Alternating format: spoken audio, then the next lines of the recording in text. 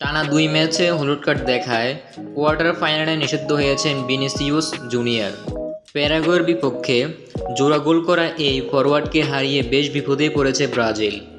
তাই বাধ্য হয়ে বিনিকে বাদ দিয়ে এবারে কোপার সবচেয়ে প্রতিদ্বন্দ্বিতামূলক কোয়ার্টারের ম্যাচে একাদশ সাজাতে হবে ব্রাজিলকে। আগামীকাল রবিবার বাংলাদেশ সময় সকাল 7টায় কোপার চলতি আসরের শেষ কোয়ার্টারে উরুগুয়ের বিপক্ষে মাঠে নামবে ব্রাজিল। লাস ভেগাসে এদিন শুরুর একাদশে বিনির বদলে হিসেবে তরুণ তারকা এনরিকে নামানোর ইঙ্গিত দিয়েছেন কোচ দরিবাল জুনিয়র।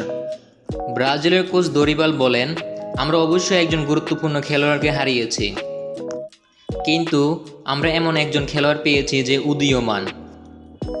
অন্যদিকে ব্রাজিল দলে খেলার সুযোগ খুঁজছেন এনরিক, হয়তো এটাই এনরিকের দারুণ সময়। ব্রাজিলের কোচ বলেন, আমরা সবসময় বলেছিলাম এনরিককে নিয়ে তড়িঘড়ি করতে চাই না।